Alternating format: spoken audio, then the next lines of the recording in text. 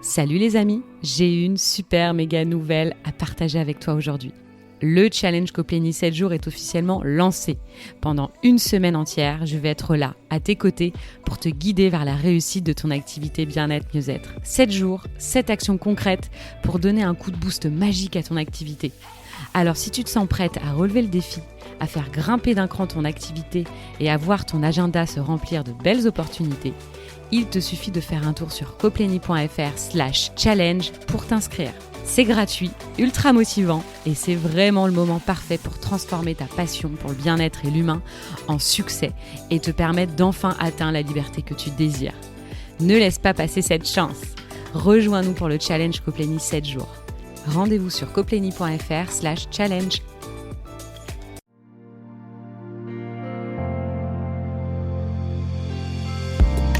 Je veux vivre pleinement de mon activité. Je veux être libre. Je veux vivre en abondance. Je veux me sentir légitime. Je veux aider un maximum de personnes. Je veux apporter du bien-être au plus grand nombre. Je veux avoir des résultats rapides. Je veux que les gens reconnaissent mon super pouvoir. Je veux avoir un impact positif sur le monde. Mais au fait, comment on fait pour arriver à tout ça ? Bienvenue sur Wellness Impact, le podcast dédié aux entrepreneurs du bien-être et du mieux-être.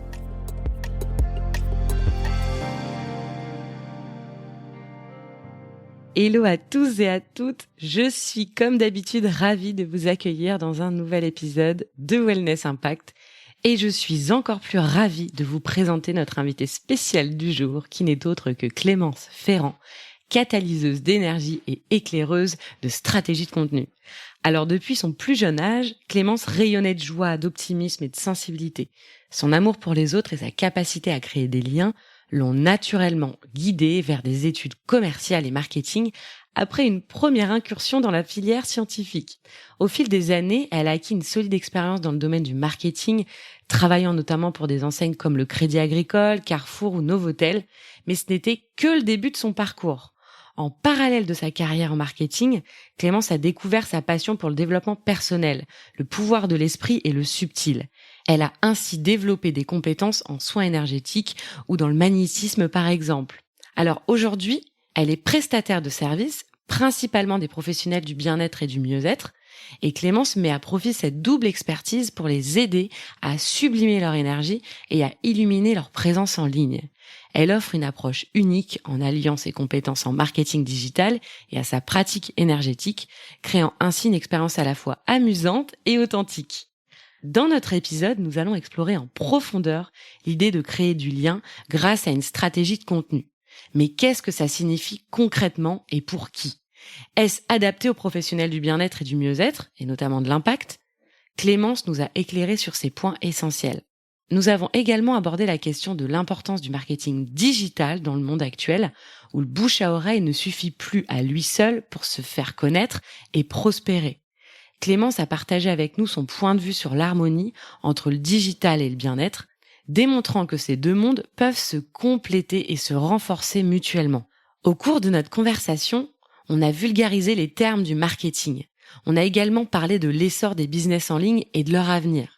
On s'est également interrogé sur le rôle du digital en tant que nouvelle poule aux œufs d'or pour les entrepreneurs du bien-être, mieux-être et de l'impact. Et cerise sur le gâteau, Clémence a généreusement partagé avec nous 3 clés essentielles pour se développer dans le digital et briller dans le monde du bien-être en ligne.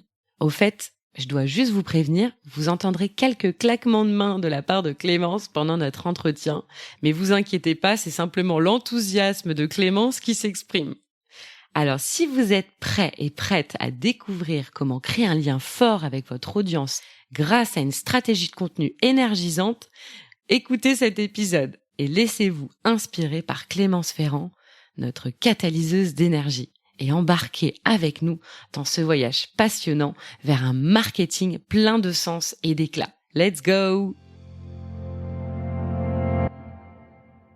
Bonjour, chère Clémence! Hello Léa! Comment vas-tu? Bien et toi? Je te remercie de m'accueillir. Eh ben, écoute, avec grand, énorme plaisir. Surtout pour la petite histoire, avec Clémence, on a des agendas toujours rempli. Donc, pour se coordonner, c'est pas toujours évident. Et là, on y est arrivé. Donc, je suis super contente que tu sois là avec moi. Oui, moi aussi, c'est vrai que c'est top. On a réussi à trouver ce créneau commun et c'est génial pour pouvoir faire ce podcast aujourd'hui ensemble. Alors, Clémence, avant qu'on rentre dans le vif du sujet, parce qu'aujourd'hui, on a plein de sujets dont j'aimerais parler avec toi, mais surtout celui dont tu es experte, à savoir tout ce qui est stratégie de contenu, tunnel de vente, tunnel automatisé, appelons-le comme on veut, les mots tendance Mm. d'aujourd'hui, je ne sais même plus comment ça s'appelle. Mais j'aimerais d'abord que tu puisses te présenter et nous raconter un petit peu ton parcours. Oui, avec plaisir. J'ai envie de commencer quand j'étais enfant. J'ai toujours été joyeuse, optimiste, sensible et j'adorais créer du lien avec les autres et aussi entre les autres. Et c'est là que l'histoire a commencé réellement, puisque plus tard, d'une filière scientifique, je suis passée à une filière commerciale complètement, donc une grosse bifurcation. Et puis j'ai continué vers des études en marketing communication avec une option management d'établissement. Et puis j'ai fait principalement carrière dans le domaine marketing au service du commercial, notamment pour quelques grandes enseignes comme Novotel, Carrefour et Crédit Agricole. Et là, j'ai passé 15 ans d'expérience avant d'entreprendre, d'accompagner moi-même des prestataires de services, dont des praticiens bien-être, à travers le digital et le marketing digital. Donc Du coup, c'est finalement quelque chose qui permet de créer du lien à travers ce formidable outil qu'on a entre les mains aujourd'hui et qui prend beaucoup de place aujourd'hui dans nos vies, ne serait-ce qu'à travers nos smartphones. créer du lien à travers nos smartphones, ça c'est clair, c'est Ouais. le sujet, tu sais, depuis. Est-ce que c'est du vrai lien? Franchement, parfois, je me demande quand même. Alors, il y a du lien. Il est possible de créer du vrai lien. Il y a plein de choses superficielles et les algorithmes sont très bien faits justement pour nous embobiner. Quand je dis algorithme, je pense aux réseaux sociaux. À travers les réseaux sociaux, eh bien, on a chacune notre réalité. Et donc ça, faut être vigilant. Mais c'est plutôt très bénéfique quand on est une entreprise. C'est plutôt en notre faveur. Après, le conseil que je pourrais glisser là rapidement, c'est de faire attention personnellement et notamment si on a des enfants. Ah, tu peux développer? Oui, alors quand je disais qu'on a chacun notre réalité, en fait, les réseaux sociaux, quand on va faire des likes ou des commentaires, qu'on va s'intéresser plus à des publications et même quand on ne réagit pas et qu'on passe du temps sur un post, l'algorithme va le détecter et va nous proposer toujours des informations dans ce sens. Mhm. Donc, il y a des personnes qui vont être intéressées par certaines choses qui vont dans un sens précis et d'autres dans le sens contraire et on a du coup chacun notre réalité. Et je pense notamment aux adolescents où là ça peut être dangereux puisque chacun va avoir sa réalité et on voit de tout sur les réseaux sociaux, donc une petite vigilance là au passage aux parents qui peuvent écouter ce podcast. Avis aux parents, s'il vous plaît. Avis aux parents, faites attention. Mais peut-être leur expliquer, voilà, leur glisser un petit mot, qu'ils aient ça en tête et que eux-mêmes se rendent compte de ça, parce que quand on est ado, on croit ce qu'on voit, mais finalement, là, pour le coup, ce qu'on voit n'est pas toujours la bonne réponse, en tout cas.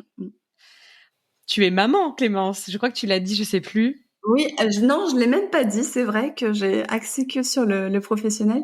Donc oui, moi, je suis maman de deux petites filles qui sont pas encore ados, mais je suis vigilante aussi par rapport à tous les écrans, qui ont 4 et 7 ans. Donc elles sont encore toutes jeunes. J'ai une vigilance là-dessus. Et il y a un documentaire sur Netflix qui est très bien fait. C'est Derrière mon écran de fumée. Ah ouais, Ouais, génial. et voilà.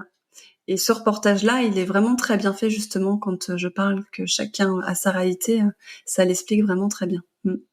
On est d'accord. Bon bah du coup, j'imagine, tu sais, c'est comme les grands PDG de la Silicon Valley dans les IA ou la tech ou les réseaux, hein, qui du coup veulent pas que leurs enfants aient de téléphone portable pour utiliser ce que eux-mêmes ont créé. C'est quand même fou. C'est ça, c'est exactement ça, hein. C'est pour ça que je dis qu'il faut être vigilant.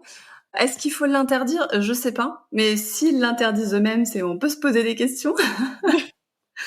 Mais voilà, de les mettre en vigilance. ouais, par rapport à cet outil-là. Ouais, c'est clair, c'est clair. Alors, pour revenir un petit peu sur la partie entrepreneuriale, aujourd'hui, tu peux nous dire un peu, Clémence, quels sont tes domaines de compétences, d'expertise? Qu'est-ce que toi, tu fais au quotidien?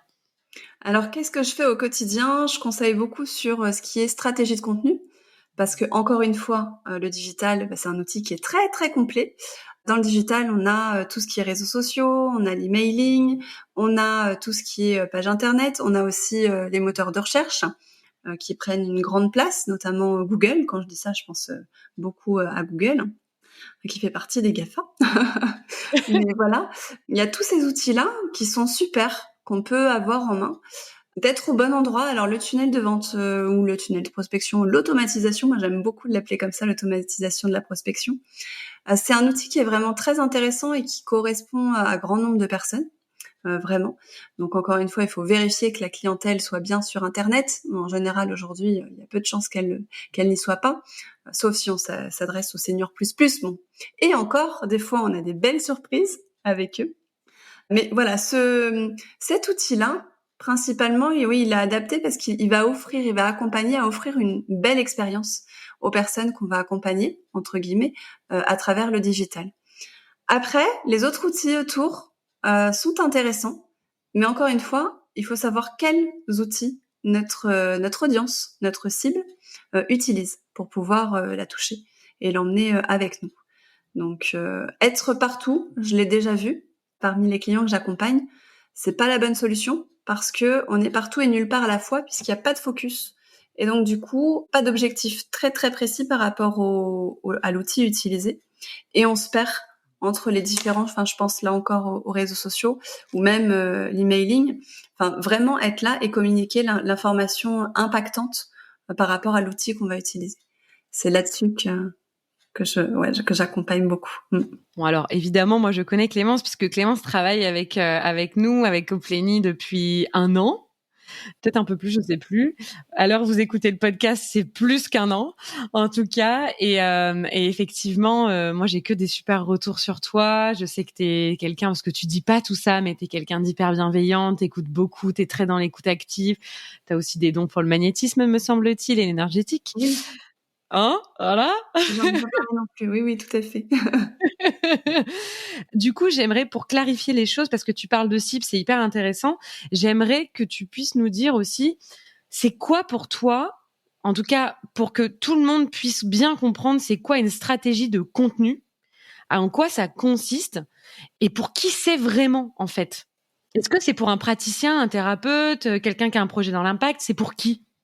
Oui, alors la stratégie de contenu, ça va être de dresser comme un plan d'action à travers le digital, donc en sélectionnant encore une fois les outils qui sont appropriés pour sa clientèle. Je me suis beaucoup attardée sur la clientèle. C'est vrai que tu parles de magnétisme et du coup, je suis très sensible à l'énergétique. Mais aussi, ça va être les bons outils pour soi et pour son entreprise. On parle parfois, je le glisse aussi entre parenthèses, l'âme de l'entreprise. Mais voilà, il faut que les outils qu'on utilise soient adaptés à tous et qu'on puisse communiquer à travers cet outil-là notre réelle énergie. Par réelle énergie, j'entends le réel message avec le bon impact. Car l'outil digital, il est génial, mais si on se force à faire des choses, la personne en face à travers l'écran, on pense qu'elle va pas recevoir cet effet forcé, eh bien, elle va le ressentir malgré tout. Il y a cette énergie qui est perçue quand même, j'ai envie de dire, à l'autre bout du fil. C'est un peu ça. Mais dans le message qu'on va transmettre, il va y avoir cet impact. Donc, il faut être hyper vigilant par rapport à ça. Et donc, construire cette stratégie avec les outils qui vont bien aussi, mais aussi qui vont bien pour nous et aussi pour notre activité. Parce que il y a des activités où on va être, alors j'aimerais trouver un exemple juste après, je vais réfléchir en parallèle, mais on va être plus sur certains supports que d'autres. Ouais, moi je comprends très bien, mais je pense que c'est Peut-être. compréhensible ce que tu disais. Ah, ouais, ouais. Et ça veut dire que moi demain je suis praticienne, coach. Demain j'ai une offre en ligne. Est-ce que c'est pertinent pour moi d'avoir un tunnel automatisé quand je suis dans le bien-être? Alors oui, encore plus. Parce que il y a plein de choses possibles et on peut aussi vendre. Je parlais de prospection automatique, mais il y a la vente automatique qui va faire aussi gagner beaucoup de temps. Je pense notamment aux accompagnements. Alors ça peut être post séance si on fait des choses en direct. Mais voilà, préparer le terrain entre guillemets avec des choses qui sont accessibles en ligne. Je pense aux tutos, mais dans le domaine du bien-être, il peut y avoir aussi des informations qui sont communiquées pour commencer déjà à faire le travail entre guillemets. Et puis il peut aussi y avoir des formations en ligne. Enfin, il peut y avoir aussi des ventes de produits complémentaires à l'accompagnement en ligne. Tout ça, ça peut être relié à ce système qu'on met en place. Il y a une information qui est importante à connaître, parce qu'on se dit souvent, oui, de toute façon, moi, je suis connue grâce au bouche à oreille. On parle Ah de oui. moi en bien, et voilà, du coup, ça suffit. Eh bien, non, ça suffit pas, c'est complémentaire, parce que on est nombreux à l'avoir fait. Eh bien, quand on rencontre quelqu'un, si on n'a pas eu le temps de discuter beaucoup avec elle ou qu'on n'a pas forcément osé aller vers cette personne-là à ce moment-là, eh bien, on va aller chercher des informations, puisqu'on a son nom, son prénom. En général, c'est des choses qu'on retient très bien. Eh bien, on va aller chercher des informations en ligne pour aller creuser. Si, en plus, ça peut répondre à un de nos besoins, eh bien, on va aller voir plus en détail ce que cette personne fait, son parcours. Oui, les avis, très important. Les avis clients qu'il y a eu en retour, parce qu'on va avoir besoin de se rassurer aussi, nous, sur la décision qu'on va prendre. La stratégie de contenu, en tout cas, c'est mon regard là-dessus, c'est que ça va permettre d'accompagner justement notre audience, nos potentiels clients. Donc là, je pense à travers le digital. Il y a forcément une connexion, j'ai envie de dire dans la matière, mais physiquement, quand on se rencontre en vrai. Eh bien, on va accompagner cette personne, la guider en fait dans son choix, que ce soit nous qui soyons la meilleure solution pour elle, ou quelqu'un d'autre. Finalement, ça va faire comme un filtre pour lui montrer si ouais, c'est ok, on répond à son besoin, ou non, pas du tout. Et ça, c'est ok aussi, puisqu'il y a d'autres solutions. Eh bien, ça va être de l'emmener avec nous si cette personne est intéressée et de pouvoir gagner du temps sur un éventuel entretien commercial. Je parle là vraiment de commercial, puisque c'est là qu'on va aborder l'accompagnement, ou un rendez-vous, une séance, pour valider certains points. On va être vraiment dans la validation, plutôt que de perdre du temps. En fait, ça nous est tous aussi arrivé, perdre du temps au téléphone à expliquer ce qu'on fait, comment on le fait. Donc ça, la personne, avant qu'on l'ait en ligne, grâce à cette stratégie de contenu, et là je pense très très clairement au tunnel de vente, elle sait déjà. Donc si elle nous contacte, elle sait déjà. Donc c'est ce qu'on appelle dans le jargon marketing les prospects chauds. Eh bien, elle sait déjà, elle a juste besoin de détails pour valider. Donc si elle rentre en contact, c'est plutôt très positif. Oui, ce qu'on appelle aussi en stratégie de contenu, ce que vous entendez peut-être, c'est le inbound. Le Oui. inbound marketing, c'est qu'on vienne à vous en vous connaissant, ce qui est quand même genre le Graal, quoi. Qui met un peu de temps, on va être honnête. Alors moi j'ai une petite question, Clémence, parce que là on parle beaucoup de digital. Je sais qu'il y en a plein qui comprennent rien à ce qu'on raconte, donc c'est pour ça aussi qu'on vulgarise, et merci beaucoup de le faire et d'appuyer dessus, parce que je pense que ça va aider plus d'une et plus d'un à mieux comprendre tout ça, tout ce système, automatisation, stratégie de contenu et tout ça, prospect chaud, commercial, tout ça, dans le jargon du bien-être. Moi, j'ai une question. Est-ce que tu trouves pas que du coup, cette surdématérialisation d'attirer à soi quelqu'un qu'on est censé aider dans son mieux-être, dans son bien-être, ou en tout cas d'accompagner à améliorer certaines problématiques, est-ce que tu trouves pas que ça dépersonnifie, ça dématérialise beaucoup trop par rapport à l'humain, qui est le métier actuel, c'est quand même une valeur fondamentale, l'humain dans ces métiers-là, même de l'impact, les métiers de l'impact. Qu'est-ce que t'en penses de ça? Alors, je pense que c'est une impression, parce que le digital, je rencontre beaucoup de personnes qui sont plus ou moins allergiques à ça, parce que techniquement, elles ne savent pas s'en servir. Donc déjà, quand techniquement, on a dédramatisé l'utilisation et l'usage, comment on fait, et ça peut être fait de manière très facile, je rassure aussi là-dessus, de façon légère et amusante, on peut lier le jeu à ça. Et j'ai des bonnes méthodes énergétiques pour pouvoir accompagner dans ce sens-là. C'est pas vraiment immatériel, puisque il y a toujours un moment où on rentre en contact avec la personne. Et l'objectif de tous les praticiens bien-être et même des métiers à impact, justement, je vais reprendre ce dernier mot, c'est d'avoir de l'impact sur les vies des personnes qu'ils accompagnent. Et je rencontre beaucoup de praticiens qui me parlent aussi de participer au nouveau monde.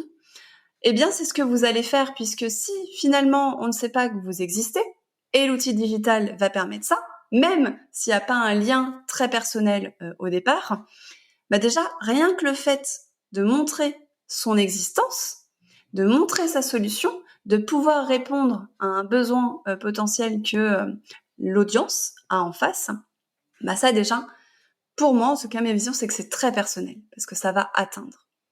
Et ensuite, avec l'outil dont on parle depuis tout à l'heure, eh bien, on va vraiment personnaliser l'approche, et c'est pour ça que j'ai parlé aussi plutôt d'expérience, parce que on va vraiment offrir cette expérience de façon personnelle, puisque là, pour le coup, il y a des outils qui permettent de le faire de manière nominative et d'adapter justement le message que l'on envoie à la personne. Toujours dans l'optique, parce que j'entends aussi le marketing, c'est de la manipulation. Ça dépend comment on le voit. C'est un peu comme tout à l'heure, j'ai employé le mot commercial. Et il y a pas mal de personnes aussi qui sont allergiques au mot vente. Voilà, tout dépend du regard qu'on a dessus et comment, ça aussi c'est de l'énergétique, comment on le met en application. Et pour moi, c'est plutôt très bienveillant.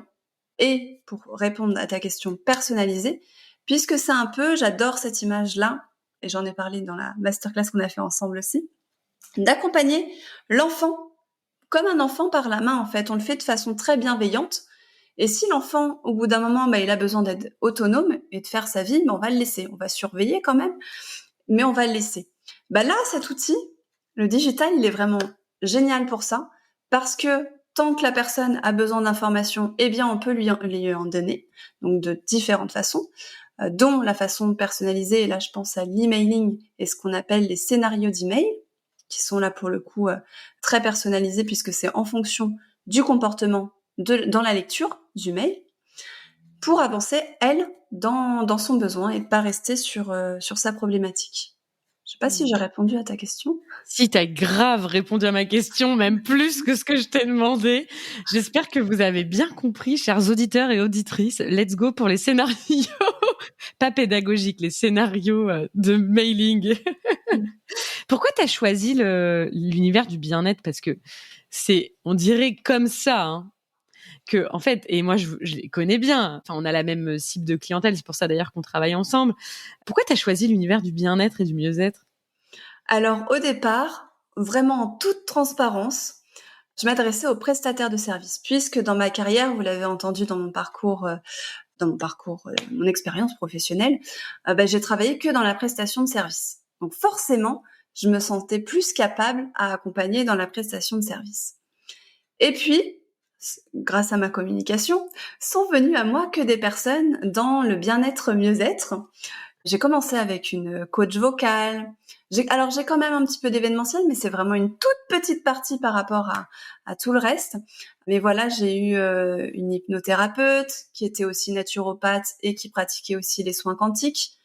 Je crois que, en fait, ces personnes-là m'ont choisi pour dédramatiser un peu, elles aussi, ou alors, c'est pas le mot dédramatiser que j'ai envie de vulgariser peut-être, leur métier, pour que ce soit perçu à leur juste valeur. Parce qu'il y a des métiers, je pense à l'hypno, qui fait peur à de nombreuses personnes, parce que quand elles voient ça de loin et qu'elles connaissent pas assez, je pense qu'elles m'ont choisi pour ça. Et justement, j'ai une question à ce propos sur le secteur du bien-être, de l'accompagnement, de la thérapie, de la relation d'aide, en fait. Tu penses quoi de l'essor des business en ligne, des coachs en tout genre, encore une fois, hein, dans ce milieu-là, de l'accompagnement, etc. Depuis ces dernières années, de manière exponentielle, on assiste vraiment à que des offres en ligne, 100% en ligne. Qu'est-ce que t'en penses et que tu vois l'avenir comment par rapport à ça? Alors, j'entends deux choses dans ce que tu dis, donc j'ai envie de rebondir sur les deux choses. On voit pas mal de coachs sur l'accompagnement. Alors, le mot coach, aujourd'hui, on le sait tous, il n'est pas forcément réglementé. Je vais pas m'attarder là-dessus parce que c'est un débat, mais d'aller creuser vraiment dans ce qui est derrière et par rapport à ses attentes, enfin aux attentes de la cible, d'aller vraiment proposer la juste solution et de pas s'éparpiller. Et ça, c'est valable qu'on le propose ou qu'on le recherche.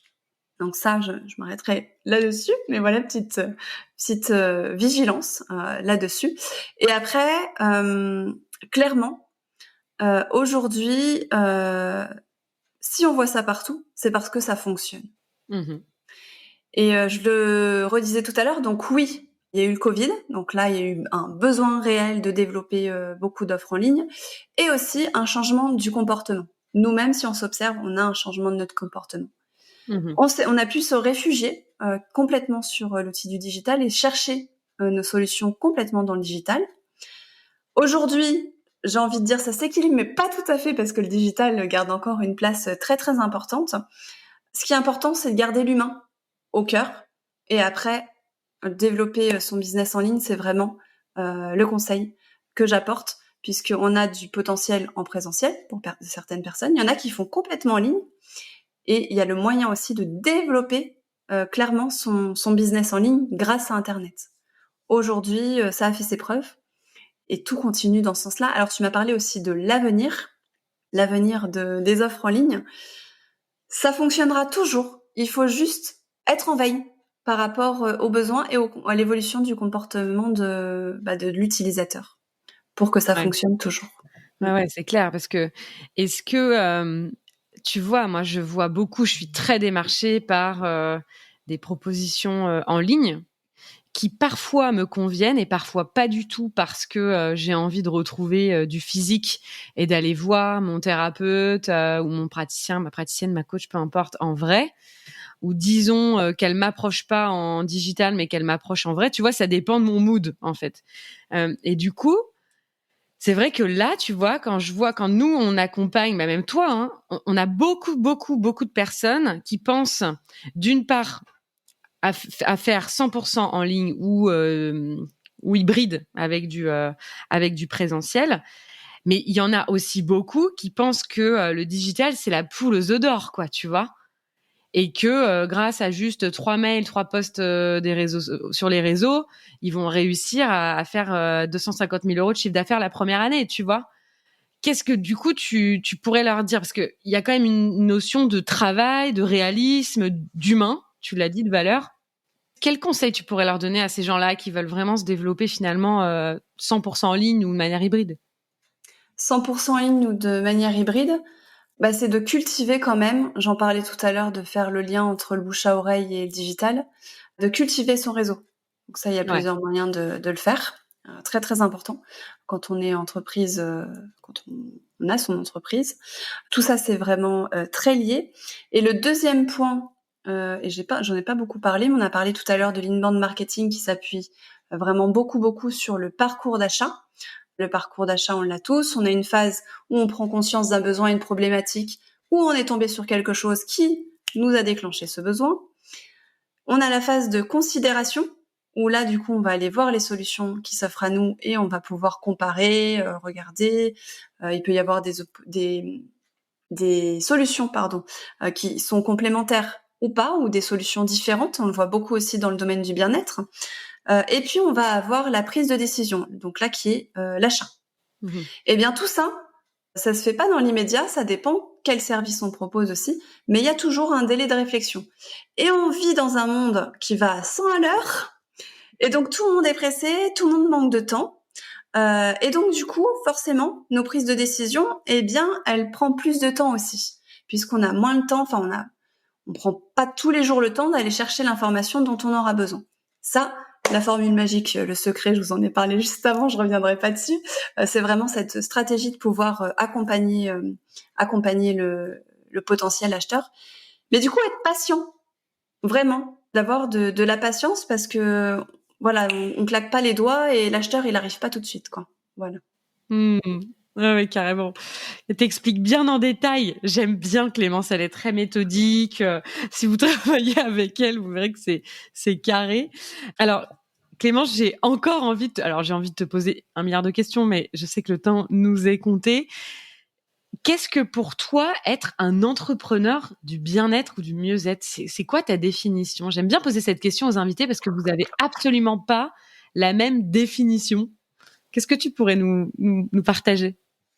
Oui, alors déjà pour moi, une entreprise qui participe au bien-être global des personnes, j'entends tout ce qui est esthétique, relaxation, et aussi tout ce qui touche au développement personnel et développement spirituel, dont l'approche du subtil. Ça, c'est mon côté magnétique qui parle. Et tout ce qui est énergétique, la médiumnité, la cartomancie, le coach, les personnes qui aussi ont une approche PNL. Enfin, je vais pas tous les citer là. Dans le contexte actuel, les entreprises bien-être, elles occupent une place prépondérante en offrant vraiment des services essentiels, j'ai même envie de dire vitaux, à notre société moderne. Tout à l'heure, je parlais de vivre à 100 à l'heure. Voilà.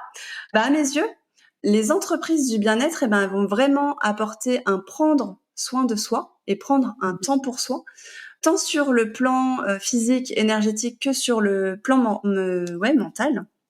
Et ça, vraiment, ma vision, c'est que c'est la clé d'une vie épanouissante et productive.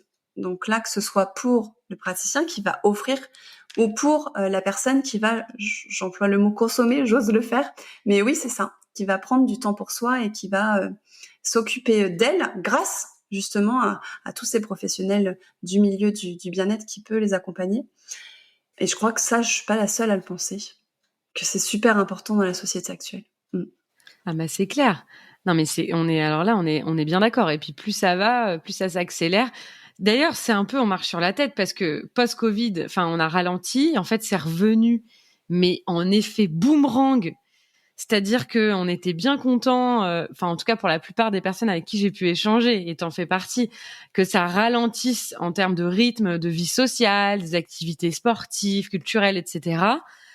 Après, on a commencé à en avoir marre.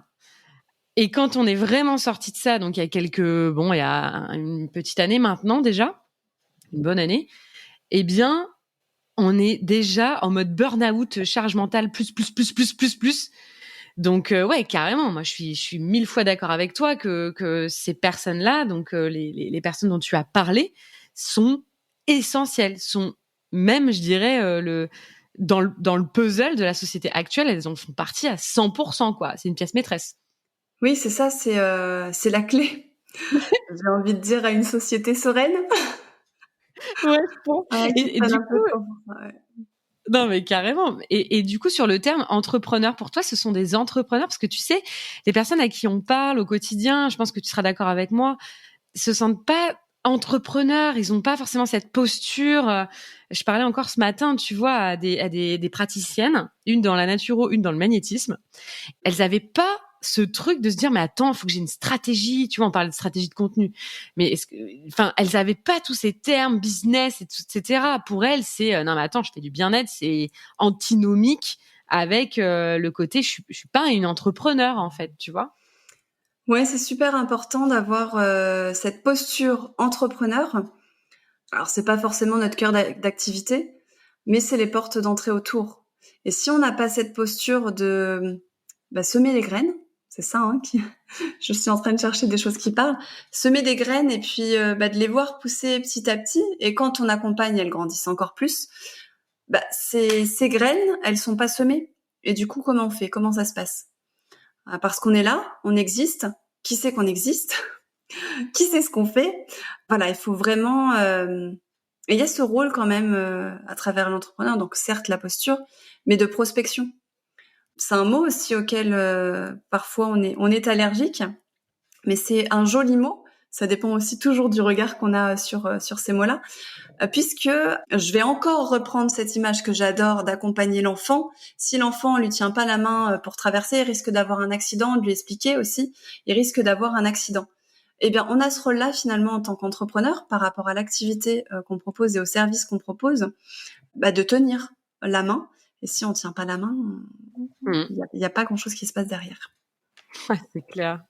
Est-ce que c'est ça à quoi tu pensais? Ouais, c'est exactement ça. Et tu as répondu, moi je respecte tous mes invités qui ont encore une fois, qui ont une définition tellement différente. Bon, celle-là je la valide aussi. Mais hyper pertinent tout ce que tu donnes. D'ailleurs, merci pour tous les conseils. Je pense que si vous écoutez, vous êtes en train de noter parce que Clémence là, elle vous a balancé, mais je sais pas combien de conseils ou en tout cas de guidelines quoi, de trucs à suivre, d'étapes, de réflexions à avoir. D'ailleurs, Clémence, si tu as quelque chose à rajouter avant que je te laisse vaquer à tes occupations, notamment de maman alors qu'il est, est-ce que il y a des choses que tu voulais plutôt que tu voulais transmettre en plus? Ouais, j'ai envie d'offrir à ton audience, Léa, 3 clés. Voilà, les 3 clés qui puissent mettre en application là directement après ce podcast et aller jeter un œil sur ces outils. Pour moi, il y a des choses essentielles quand même à travers le digital. Intéressez-vous à votre fiche Google My Business. Alors, j'espère, si vous êtes installé, que vous l'ayez et qu'elle soit complète et active, votre fiche Google My Business. D'avoir une présence sur les réseaux sociaux. Alors, encore attention, j'en ai déjà parlé, mais pas sur tous les réseaux sociaux, mais avoir un ou un principal déjà, en tout cas pour démarrer. Après, on pourra en avoir un secondaire, mais en avoir vraiment un principal où vous allez donner une énergie qui va être efficace. Et la dernière clé, c'est d'avoir une stratégie de contenu adaptée. Ça, j'en ai aussi déjà parlé, mais je réinsiste dessus. Que ce soit sur le site et même en termes de prospection automatisée, qui est aussi appelé tunnel de vente, funnel, enfin voilà. On l'appelle comme on veut, mais voilà, d'avoir cette stratégie là qui... on parlait tout à l'heure de la définition de la posture d'entrepreneur. Et ça va clairement faciliter cette posture. D'autant plus quand on n'aime pas trop cet aspect-là. Voilà. Oh, c'est trop cool. C'est trop cool. Merci beaucoup, Clémence, pour ta générosité et ton sourire dans ta voix et ta communication toujours claire et à l'écoute de tes clients. Ça, je le sais très bien. Clémence, où est-ce qu'on peut justement te retrouver? Tu parles de réseau et tout ça. Où est-ce qu'on peut te retrouver? Alors, les réseaux. Alors, je vais commencer déjà par toi sur ton site. Et la formation, j'offre aussi la masterclass que j'ai faite avec toi. Je l'ai donc mise en replay. On peut me trouver sur les réseaux sociaux. Alors, j'ai pas dit, mais je suis la fondatrice de La Chouette Digitale quand même. C'est une information que j'ai pas glissée, mais c'est la Chouette Digitale. Donc, vous pouvez retrouver cette masterclass que j'ai fait en coopération avec Léa. Et puis dans les réseaux, alors j'ai pas mal de réseaux, j'ai réseautage en direct. Alors il y a des réseautages, il y a toutes sortes de réseautages que vous allez pouvoir trouver. Faut trouver son réseautage aussi, hein. Ça c'est trouver celui qui nous convient, notamment dans le fonctionnement et dans le groupe, hein. Ça c'est aussi important. Il y a des réseautages en ligne, il y a des réseautages en réunion, et il y a aussi qui voient de plus en plus le jour, et tu en fais partie, des réseautages qui sont sur l'entraide et la complémentarité. Et ça, pour moi, Coplenny est aussi une pièce du puzzle. Ouais, c'est gentil, Clémence. Et puis, on peut surtout aussi suivre ton actualité sur les réseaux. Oui, sur les réseaux sociaux, Instagram, Facebook et puis LinkedIn. Au nom de La Chouette Digitale, du coup. Voilà, La Chouette Digitale. De toute façon, je vous mets les notes et références dans l'épisode. Et merci beaucoup, Clémence, d'avoir été avec moi aujourd'hui et pour tous tes précieux conseils et éclairages sur c'est quoi le digital et comment faire du digital aujourd'hui dans l'univers du bien-être et de l'impact. Écoute, je te souhaite une belle fin de journée parce que là, il est 18h chez nous à l'heure où on enregistre. Donc, j'espère que vous avez aimé cet épisode. Clémence, j'espère que toi aussi, tu as aimé l'enregistrer. Super, j'ai adoré. Et comme c'était mon premier, merci Léa, j'ai vraiment adoré. Merci à tous, merci Clémence et je vous dis à bientôt. À bientôt Léa, bonne soirée. Merci d'avoir écouté cet épisode. J'espère qu'il saura t'aider et t'éclairer. N'hésite pas à le diffuser à un maximum de personnes. Et n'oublie pas de t'abonner sur mon compte Instagram léa.misspoulet. À bientôt.